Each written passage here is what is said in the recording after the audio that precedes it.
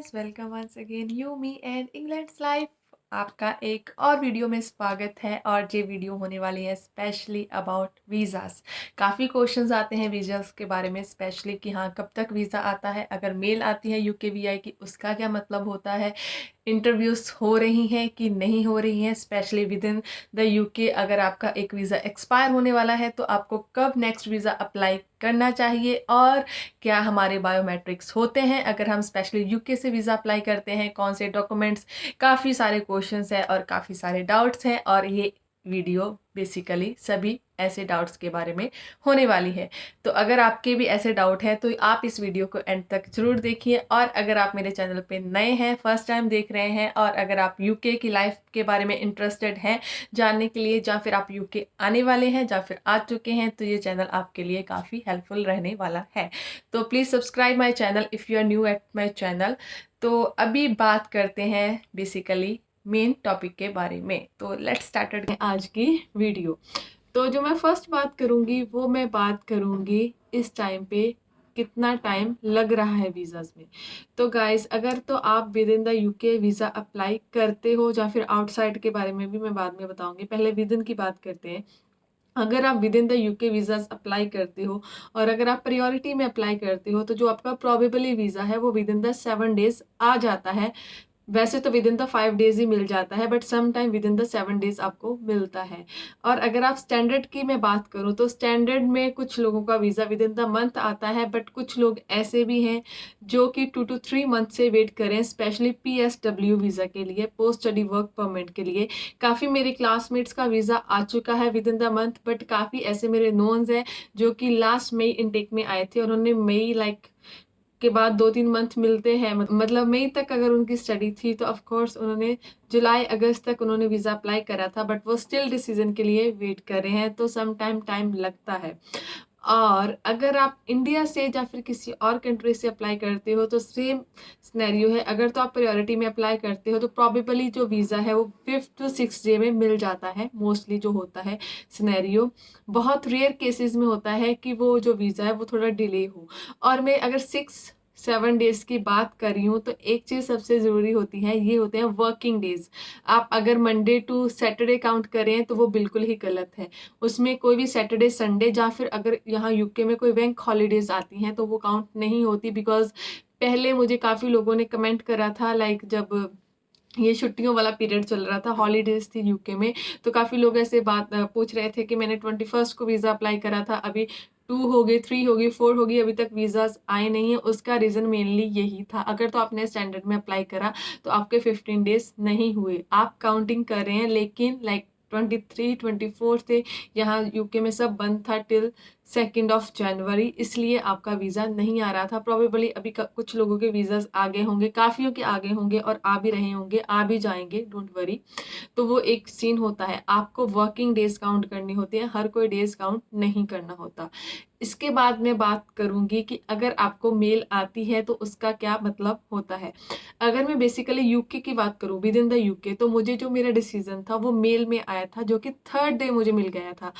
मैंने अपना visa apply करा था लास्ट फ्राइडे और मुझे ट्यूसडे अपने वीज़ा का रिजल्ट मिल गया था, जो कि एक मेल में क्लियरली लिखा हुआ था। मैं साइड में यहाँ पे शेयर करने वाली हूँ कि हाँ आपका ये डिसीजन था, मेरा जो वीज़ा था अप्रूव था विद इन द 3 डेज।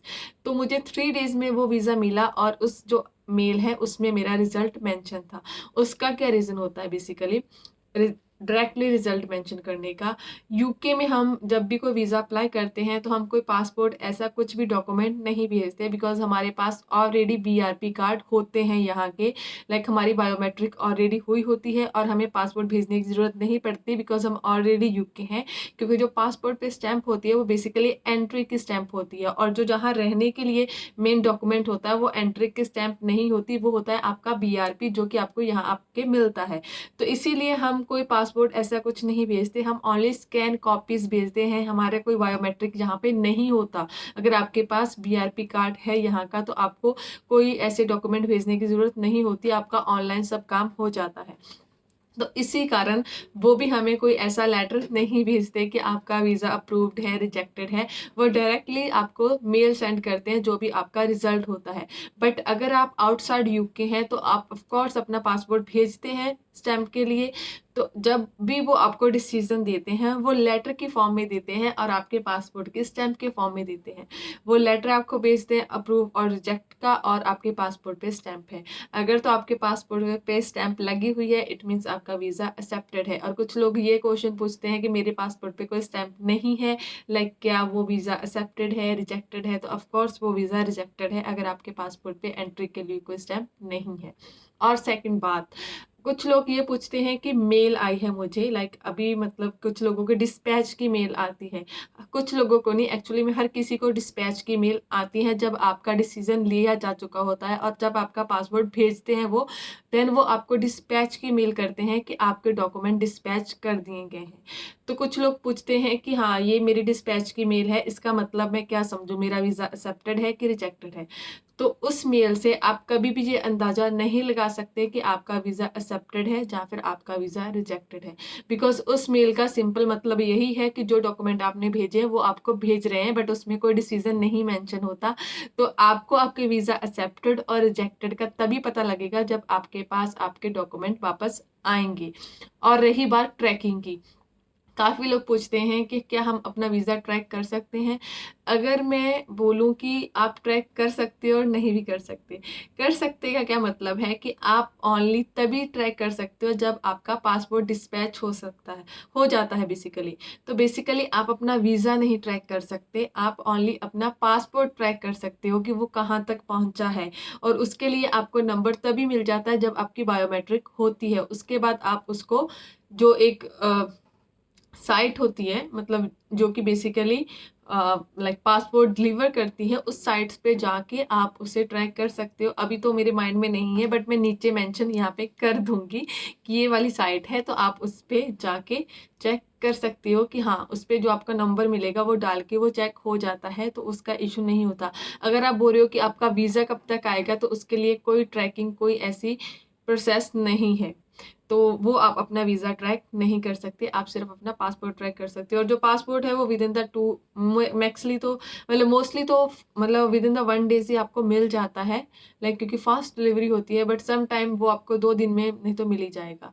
तो ये होता है बेसिकली सिनेरियो कि आपको कब तक आपका पासपोर्ट मिलेगा। इंटरव्यू का क्या सिनेरियो चल रहा है इस टाइम पे यूके में, स्पेशली स्टूडेंट वीज़ाज़ के लिए। तो अगर मैं स्टूडेंट वीज़ाज़ के लिए इंटरव्यू की बात करूँ, तो इस टाइम पे इंटरव्यूज़ लाइक बहुत ही मिनिमम हो रही हैं। बहुत ऐसी जो प्रोफाइल है कि हाँ, बहुत ज़्यादा गैप है या फिर ऐसे कुछ है, उनकी इंटरव्यूज़ आ रही हैं। लाइक आप बोल सकते हो कि 2%, 100 में से 2% लोगों की इंटरव्यू हो रही है और 98% लोग बिना इंटरव्यू के इस टाइम पे यूके में आ रहे हैं और यूके का वीज़ा ईज़िली मिल रहा है। बट स्टिल आपको फिर भी तैयारी पूरी रखनी है, बिकॉज़ आपको कोई टाइम नहीं मिलेगा। तो जब भी आप वीज़ा अप्लाई करें, उसके साथ ही इंटरव्यू की तैयारी ज़रूर शुरू कर दें, ताकि अगर आपको कॉल आए या फिर मेल आए तो आप इंटरव्यू के लिए प्रिपेयर हो, बिकॉज़ वो आपको टाइम नहीं देते।